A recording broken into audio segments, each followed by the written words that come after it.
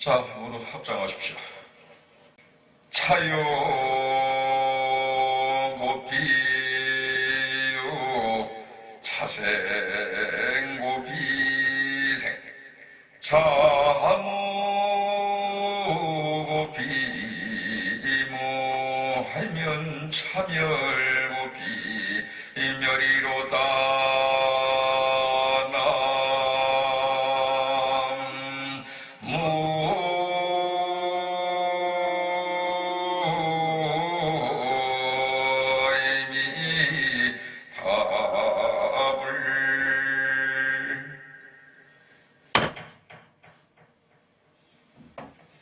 자, 좀 내리세요. 이 말씀은 그 자방경에 나오는 부처님 말씀인데요. 차요고피요 차생고피생 참오고피모 참멸고피멸이라. 그러니까 이것이 있음으로써 저것이 있고 이것이 생함으로써 저것이 생한다. 이것이 없음으로써 저것이 없고 이것이 멸함으로써 저것이 멸한다 라고 말씀하셨어요. 부처님께서는 출가 이후 보리수와 나무 아래서 6년 고행 끝에 이 도리를 깨달으신 거예요. 이것이 바로 연기법이고 연생연멸의 법칙이며 인연법이라고 합니다. 이것은 바로 뭐냐면, 그러니까 아침 해가 뜨면은 반드시 낮이 오면서 밤이 오고, 동전의 한 부분을 보면은 앞뒤와 같고, 손바닥에 있으면 손등이 있듯이, 남자가 있으면 여자가 있듯이, 모든 것이 이렇게 상이상관이요. 상이상관이라면 이것이 있음으로써 저것도 분명히 이렇게 있는 것이죠. 불가에서는 상대적으로 구할 때 반드시 이렇게 인과 응보가 따르듯이 우리 몸도 한번 태어나면 그 생로병사를 피할 수 없듯이 태어나면 반드시 죽는다 이 말이에요. 그러니까 이 지구도 역시 마찬가지로 그 성주 개공하고 생주 이멸하는 도리를 알고, 또 우리 몸도 생로병사를 절대로 피할 수 없다라는 것을 보면 됩니다. 여러분들하고 이 산성하고 지금 이 자리에 같이 앉아 있는 것도, 또한 공부하는 것도 지금 이렇게 그 인연에 얽혀가지고 이 자리를 같이 하는 겁니다. 세상에는 다 모든 것이 그물망과 같이 다 인드라 마음속에 걸려 있기 때문에 홀로서 존재하고 독존하는 것이 없다 이 말이에요. 무슨 얘기인지 알겠습니까? 그 인연이라는, 그래서 불가에서는 일체유심조라고 합니다. 일체유심조라 하면 화엄경에서 나오지요. 일체 만물, 두두물문 모든 것이 다 그렇게 상이상관이로 다 얽혀 있기 때문에 작은 조그만 티끌 하나도 우주 법계는 하나 속에, 그 많은 그 하나 속에 우리가 존재하고, 그 하나 속에 우주 법계의 모든 것이 다 같이 포함이 되어 있다. 이 도리만 알면 뭐 부처님 공부는 다 한 거지 뭐. 그런데 그것을 둘로 보니까, 그것을 너다 나다 우리다 우리 것이요 남이 것이요 이렇게 둘 이상을 보니까 문제가 생기는 겁니다. 그러니까 거기서부터 탐욕심이 생기고 진노하는 마음이 생기고 어리석은 마음이 생기는 건 뭐냐? 탐지치 삼독에서 벗어나지 못하기 때문에 그런 어리석은 마음들이 생기는 겁니다. 그래서 중생이라고 해요. 부처라면 뭐겠습니까? 깨달은 거요. 모르는 것을 알았기 때문에 부처가 된 거예요. 중생이라 하면은 모르기 때문에, 무지하기 때문에, 아는 것이 없기 때문에 중생이에요. 그래서 우리가 살고 있는 이 세계는 남선보좌에 속해 있는데 사바세계에 우리가 살고 있습니다. 그 사바세계라는 것은 고통의 세계요, 중생들이 살아가는, 범부들이 살아가는 그런 세계에 우리가 살고 있는 거예요.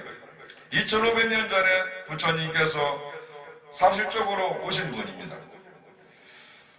왕궁에서 부귀영화를 누릴 수 있음에도 불구하고, 왕이 될 수 있음에도 불구하고, 그렇게 부처님께서는 그 부귀영화를 다 버리시고 출가하신 것이 무엇이냐? 그 목적은 간단해요.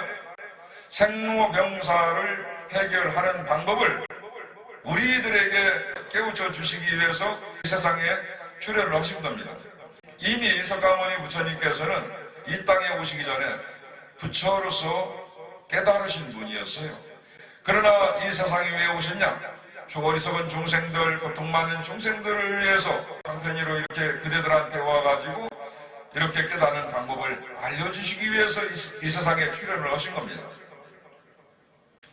그래서 우리가 살고 있는 이 세계에 부처님이 출현을 하셨고, 그래서 우리가 인간으로서 태어나가지고 그렇게 지중한 부처님 법을 만나는데요. 그래서 부처님 법을 만난 것은 일대사 큰 인연이라고 합니다. 이 일대사 큰 인연은 뭐냐?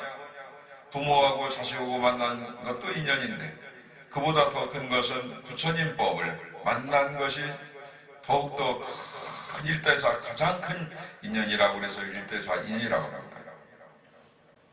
여러분들한테 늘 그래서 산성이 전하지만은 삼일수심은 천재보여 백년탐물은 일조준이라. 저리 가서 3일 동안만 수행을 하게 되면 천복을 받는다고 그랬습니다. 천일이 편하고, 그러나 해 속에서 그렇게 100년 동안 모은 재물은 하루아침에 티끌과도 같다, 이 말이에요. 그렇게 그 3일 동안 닦는 것이 그만큼 큰 공부를 하는 것입니다. 그래서 인간난드 불법난봉이요, 우리가 인간 몸을 받았을 때 인간답게 살아가는 공부를 하는 것이 바로 부처님 공부를 하는 것이다, 이 말입니다. 그렇게 인간 받기 어렵고 부처님 법을 만나기 힘든데 부처님 법을 만난 것이 일생일대의 가장 큰 인연이라고 그래요. 그러면 어떻게 해야 되겠냐? 열심히 닦아야 되지 않겠습니까?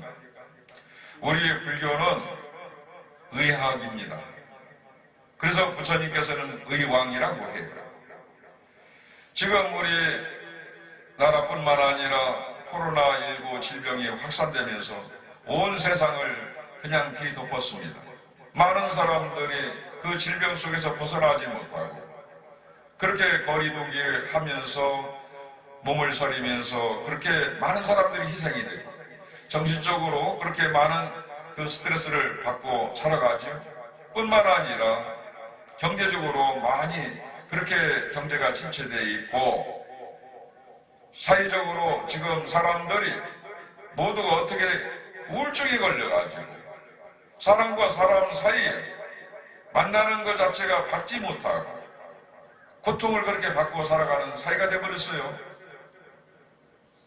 그 작은 눈에 보이지 않는 그 정말 그 질병 하나로 인해 가지고 그 질병을 두려워하고 사람들이 그렇게 사람을 경계하고 그렇게 거리두기 하면서 지금 살아가는 것이 얼마나 고통스럽습니까? 그래서 그런 고통을 받는 것을 일찍이 부처님께서는 2500년 전에 그 출현하셔가지고 고통에서 벗어나는 그 방법을 미리미리 그렇게 말씀을 해주신 겁니다.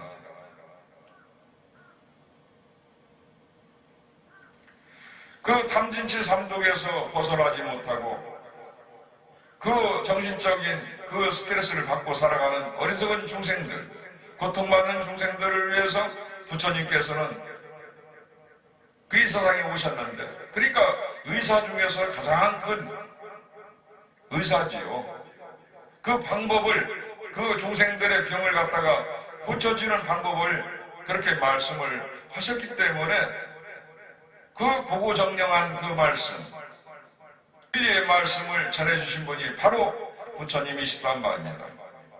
이러한 도리를 알고서나가 병을 고치고 병을 그 떼어내는 방법을 우리가 공부를 하면은 정말 부처님과 같이 해탈을 하고 열반을 할 수 있는 거예요.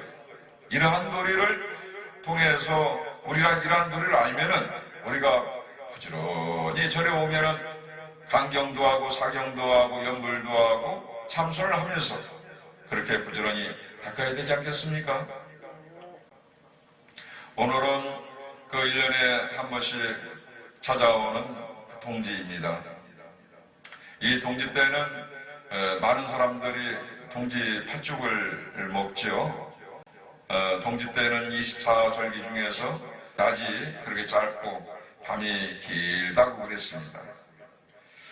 그 노래도 있죠. 긴긴 밤, 그 동지섣달, 그 뭐 노래 등등 많이 얼마나 있습니까? 사랑하는 사람끼리 밤이 기니까 사랑을 또 많이 하겠지만은 그러나 보고 싶은 사람 못 만나 괴롭고 그렇게 외롭고 고독한 사람들은 그 저녁에 그 밤을 보내려면 얼마나 그 밤이 길겠습니까? 이 세상의 모든 것이 다 좋은 것이 있으면 좋겠죠. 그러나 나쁨이 있으면 기쁨이 잠시 잠깐이에요. 그렇게 또 슬픔 속에서 고통받는 또 세상도 있고 그러니까 좋았다가 싫었다가 웃었다가 중생들이 그러니까 중생 노름을 하는 거예요. 부처님께서는 설산에서 6년 고행 끝에 큰 깨달음을 얻으시고 이 세상에 출연하셨을 때 중생들을 다 이렇게 살펴보시니까 많은 중생들이 그렇게 부처가 될 수 있는 그 씨앗을 갖고 있음에도 불구하고 중생 노름을 하는 거예요. 그래서 한바탕 호탕한 큰 웃음을 그렇게 웃으셨다 이 말이에요. 기가 막히신 거지. 매년 지나가는 동지이지만은 올해는 보니까 문제가 이제 양력으로는 20일 날, 20일에서 22일 날 이렇게 걸리죠. 그래서 이제 그 볼 때는 이제 올해 20일 날 걸렸는데 음력으로 1월 10일 안에 들면은 그게 이제 애동지가 되는 것이고 12일부터 20일까지는 청년 동지가 되고 그게 이제 21일부터 30일까지는 노동지가 되는 것이죠. 이게 어른 동지가 된다 이 말이야.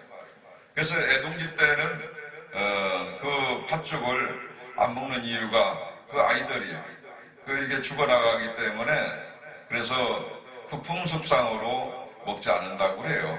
동지 때 그래서 애동지 때는 그 팥죽을 안 먹고 시루떡을 그렇게 먹는다고 합니다. 그래서 지금 동지를 맞이해서 낮이 짧고 밤이 그 긴 시간을 통해서 앞으로는 이제 밤은 음이고 낮은 양인데 태양이 양이 아니겠어요?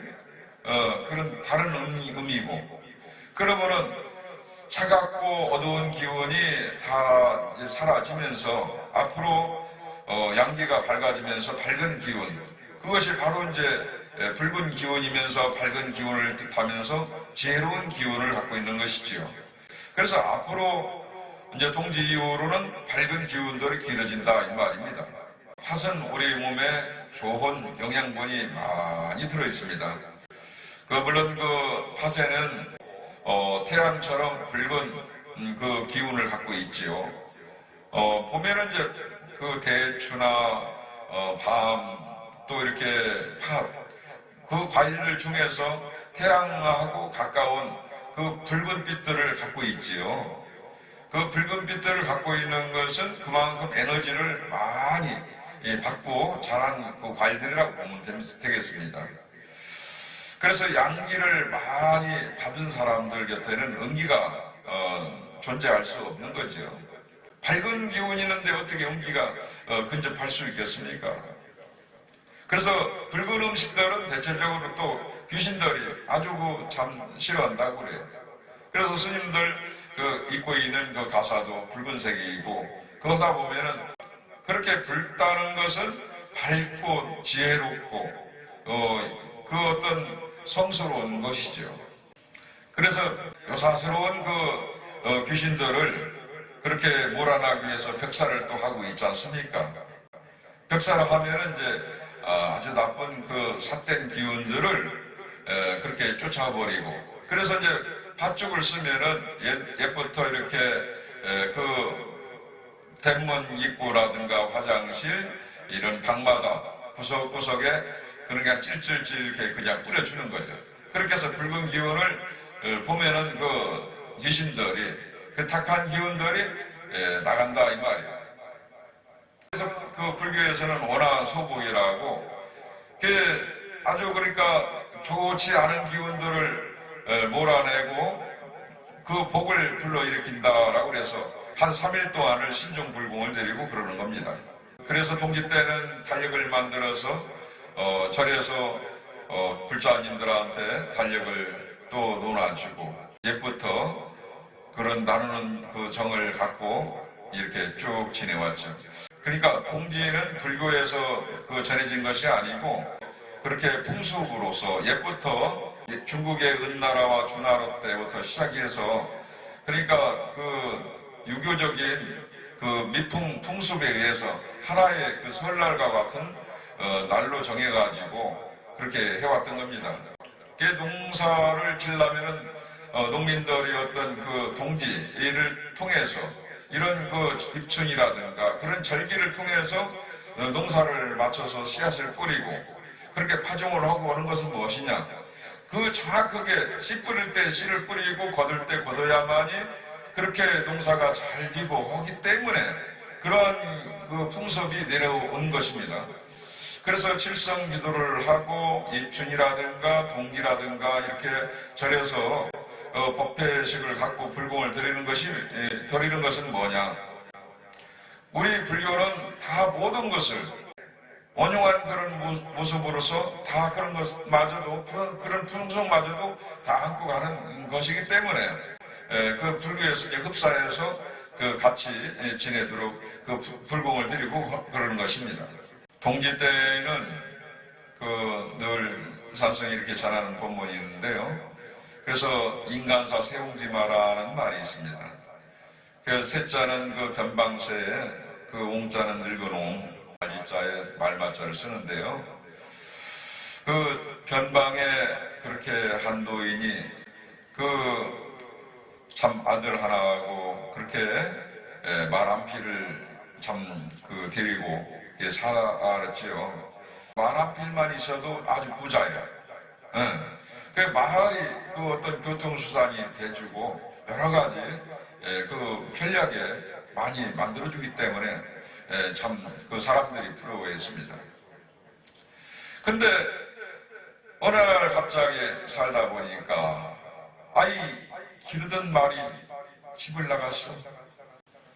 그래가지고 동네에서 사람들이 또 이렇게 위로의 말씀을 해준다고. 아이고 어르신 그렇게 기르던 말이 그렇게 밖을 나가서 얼마나 참 섭섭하십니까. 이렇게 걱정을 해. 근데 이 노인은 무심하게 살다 보면 뭐 이런 날도 있겠죠. 뭐 살다 보면 이런 일이 안 있겠습니까?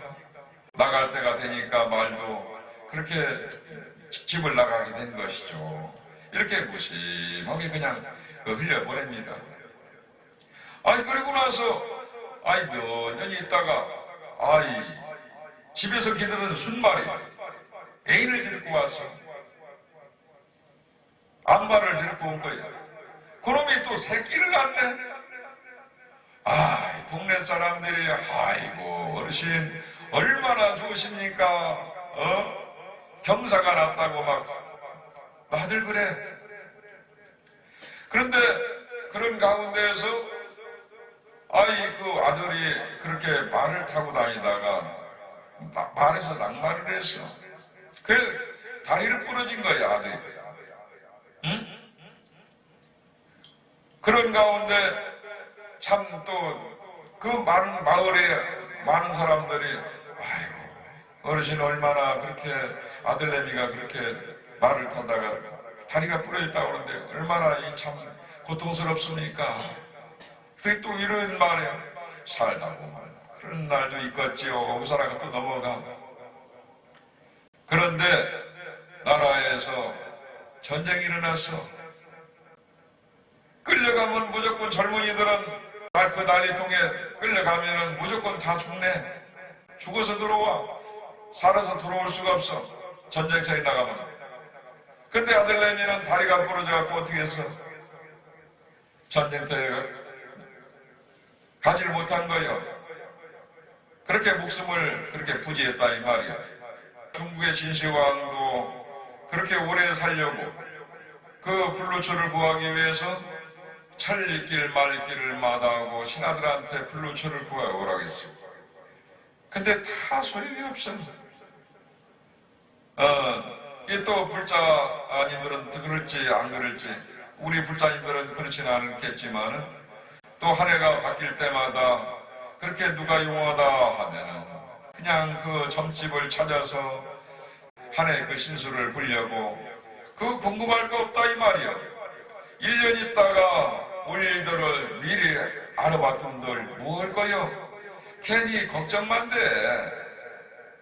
지나간 거 1년 전에 2년 전에 그 분했던 거, 그 참 억울했던 거, 좋지 않았던 거 듣고 그 생각해야 뭐냐 이 말이요. 산성에 얼마 전에 그렇게 만안길에서 한 불자님을 만났어. 큰 돈을 갖다가 그렇게 1억이 넘는 돈을 갖다가 신랑 모르게 해서 빌려줬다는 거예요. 근데 지금 7년이 돼도 그 갚아줄 생각을 안 해. 처음에는 빌려갈 때는 한 1년만 쓰고 사나가 이자 얼마 해가지고 딱딱 이자까지 해가지고 딱딱 줬다네. 그리고 며칠 날 딱 정확하게 준다고 원금하고 이자하고 해서 갖다 주기로 했어. 그러고 나서 한 3년 있다가 소식이 다 끊어진 거예요. 그러니까 1억을 넘게 빌려줬으니 얼마나 건설지 않겠느냐 이 말이요. 그것도 신랑 모르게 그렇게 빌려줬는데 3년이 가도 4년이 가도 소식이 없어. 산성에 이렇게 만나는데 갈 때마다 스님 어떻게 된다요? 어떻게 좀 좋은 일 있겠습니까? 올해는 돈을 갖고 올 것 같습니까? 스님이 뭐 무당이요?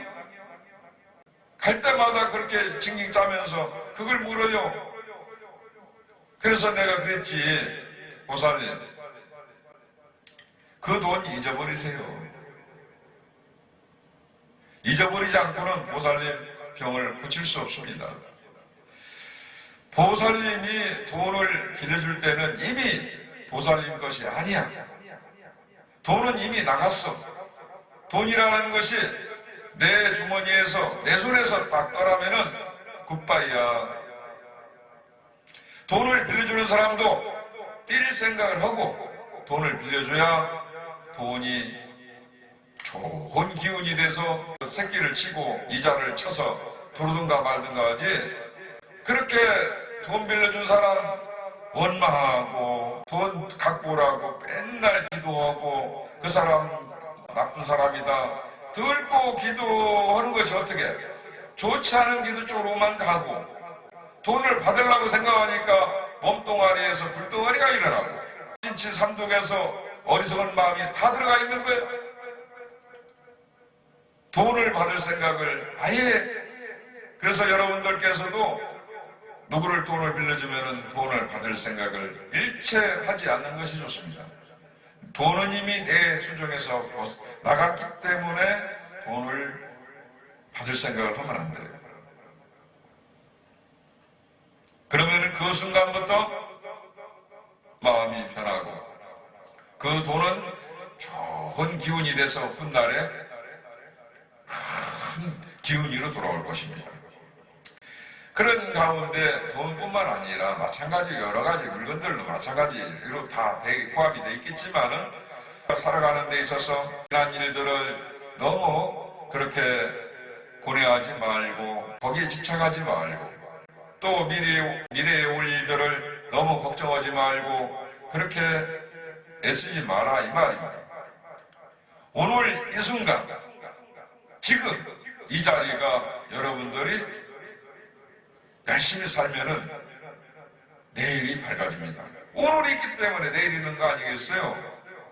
내일을 위해서 지금 우리가 공부하고 산성이 전하는 법문을 여러분들이 지금 듣는 거 아니겠습니까? 그건 뭐냐? 깨달음을 얻어갖고 부처님과 같이 해탈을 얻고 이 일반 정득을 하기 위해서 지금 금생의 인간물을 받고 있을 때 지금 공부하는 거 아니겠습니까? 그래요? 안 그래요?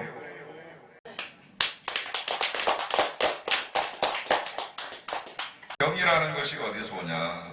무명이라는 곳에서, 박지 못하고 논 곳에서, 그 깜깜하고 구름이 가득 끼어있는 곳에서, 알지 못하는 무지에서 병이 생기는 거예요. 여러분들 마음은 본래부터 바란 마음을 갖고 있는데, 그 거울에 때가 자꾸 끼다 보니까 그것이 자신의 그 모습을 보지 못하는 겁니다.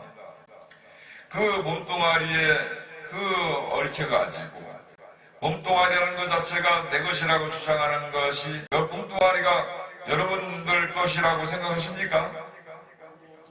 몸뚱아리가 여러분들 것이라고 생각한다면 그건 큰 오산이다. 큰 착각이다.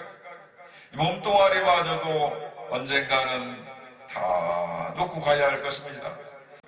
그렇게 아침 저녁으로 반야신경을 그렇게 독송하면서 불생불멸 불구부정이라, 그렇기 때문에 죽는 게 죽는 것도 아니요, 사는 게 사는 것도 아니요, 더럽고 추한 것도 아니다 이 말이야. 본래 마음은 깨끗한 성품을 갖고 있는데, 인간 몸을 받아가지고 있을 때 부처님 공부를 해야 부처나가 부처가 된다는 그런 마음을 가져야만이 비로소 깨달음을 얻을 수 있는 겁니다. 그래서 부처님과 같이 무상정등 정각을 이루어서 부처가 되면 윤회하지 않아요. 우리가 듣고 윤회하는 이유가 뭐냐? 깨닫지 못했기 때문에 범부 중생으로서 이 자리를 벗어나지 못하는 겁니다. 그러니까 우리가 살아가는데 그 오용락이 재색 신명수에 얽혀가지고 조금도 벗어나지 못하면은 그 공부하는데 여러 가지로 장애가 많이 걸립니다. 그 무장무예를 만들어가기 위해서 아무런 장애가 없고 자유롭고 오고 가는데 걸림이 없어야 될 그런 마음들을 가지려면은, 그렇게 그 오용락에서 그 벗어나려면은 우리가 수행을 하지 않으면 안 돼요. 수행을 함으로써 부지런히 그 좋지 않은 기운들을 들고 떼어내고 때를 비껴내야만이, 그래서 무장무예가 되는 겁니다. 그래서 우리가 살아가는 데 있어서 그 주변에서 일어나는 대상 경계에 끄달리다 보니까 거기에서 털고 이 마음이, 그래서 그 교란을 일으키는 겁니다. 그래서 이 마음 속에 모든 것이 번뇌가 가득 이렇게 피어나는 거예요. 그 대상 경계를 모든 것을 끊고 그 육경육군에서 벗어나가지고, 대상 경계에서 벗어나가지고 마음을 한데 모으는 그런 자리들을 털고 마음을 관해서 이 마음자리를 찾아가지고 고향으로 돌아가는 것, 그것뿐이 없습니다. 그 자리가 바로 부처 자리예요. 그 육도윤회를 벗어나려면은 그래 늘 한 자리에서 마음을 관해서 털고, 그러니까 여러분들이 어느 자리에 가 있든 간에, 앉아 있든 간에, 누워 있든 간에, 그렇게 여러분들이 그 마음을 쓰는 자리가 항상 어디 있는가, 그 자리를 보셔야 돼요. 그 행주자와 어묵동정이 화두 속에 항상 늘 걸려 있어갖고, 이 먹고 나는 누구인가, 나는 어디서 와서 어디로 돌아가는가, 부모미생전에 나는 어디서 왔던고, 이 먹고, 이렇게 화두가 성성적적하게 늘 살아있어야 돼요. 그렇게 해서 행주자와 어묵동정이 화두로 그냥 한 덩어리가 되어 있어야 그 자리자리마다 그 마음이 이라는 그 주인공이 이 세상에 튀어나온다 이 말입니다. 몽뚱이가 주인으로 착각을 하고, 그 객이, 몽뚱아리는 객이야. 그 만이라는 게 주인인데 주객이 전도돼가지고 항상 그렇게 주인공이 그 종노릇을 하면 어떡하냐 이 말이야. 불교 공부를 하는 것이 무엇이겠습니까? 그 본래 주인공 참나를 찾기 위해서 우리가 절에서 공부하고 지금 그 참나 하나를 찾기 위해서 공부하는 거 아니겠어요? 볼견자 성품 성자 견성이라고 하는데 자기 마음 하나만 딱 보기만 하면 그걸 견성이라고 해요. 그것을 좋은 말로 다듬어서 내미는 성불이라고 합니다. 부처가 됐다 이 말입니다. 그럼 불교 공부 다 된 거예요. 하나를 알면은 다 꿰뚫어 볼 수가 있어. 그냥 척척 박사가 되는 거예요.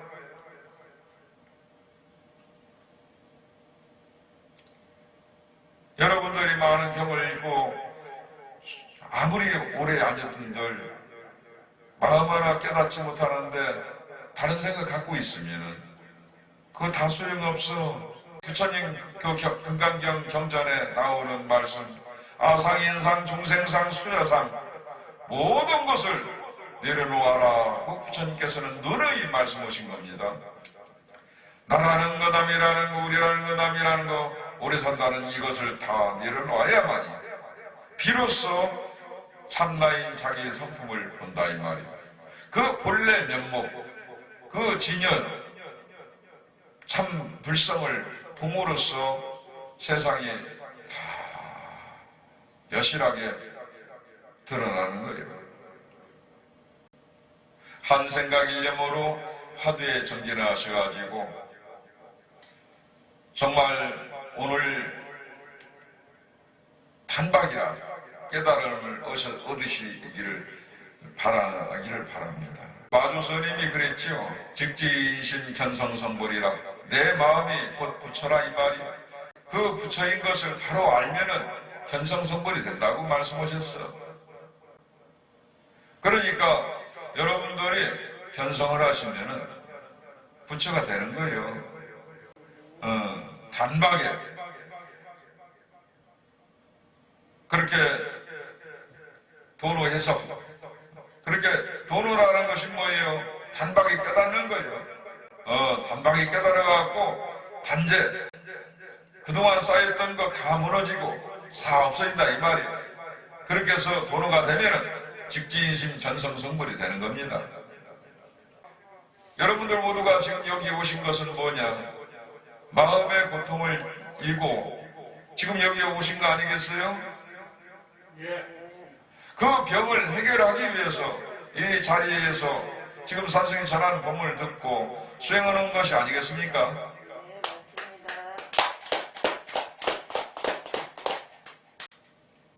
그래서 오늘 그 동짓날이고 하니까 팥죽을 드시면서 지난 그 날에 있었던 모든 것을 그 다 액땜하시고 그 새로운 그 해를 맞이하는 그런 자리에 밝은 기운들이 여러분들한테 가정과 직장에서 늘 하시는 일에 충만하시기를 기원하고 소원 성취가 잘 되시기를 기원드립니다. 오늘 그 동짓날 떡을 하신 분은 이제 서울의 이지연 보살님께서 그 시루떡을 3마리를 하셨습니다.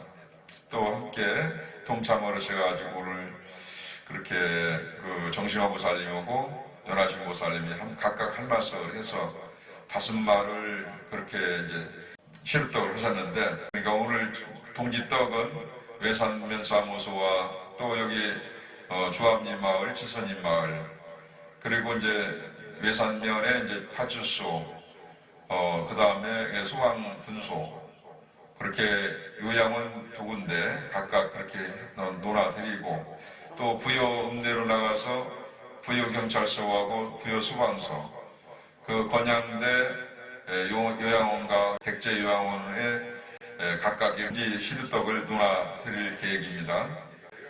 그 서울의 이지연 보살님께서는 그 초하루와 보름 때 이렇게 동짓뿐만 아니라 각 명절 때마다 이렇게 법회가 있을 때에 이지연 보살님께서 떡집을 시흥해서 하고 있는데도 불구하고 마음을 내가지고 이렇게 큰 그 복을 짓고 있습니다. 이렇게 그 본인이 서울에서 여기까지 내려오지는 못하고 있으면서 같은 떡집을 하면서 그 외산 떡집에다가 전화를 해서 떡을 갖다가 주문을 해서 항상 하고 있는데요. 이 자리에 참석을 하지는 못했지만은 그래도 여러분들이 한번 우리 이지연 보살님께 부자 되시고 건강한 모습 가정에 무탈하기를 한번 크게 박수 한번 쳐드릴까요?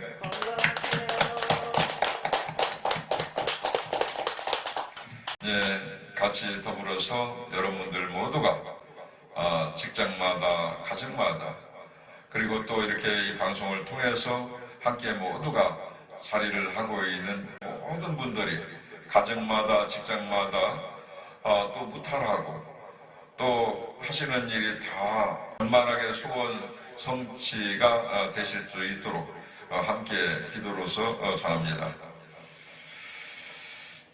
자, 합장하실까요?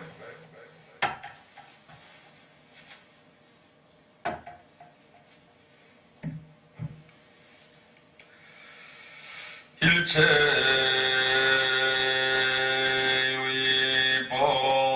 법념몽환 보영 여러 여겨전 흥장 여시관하라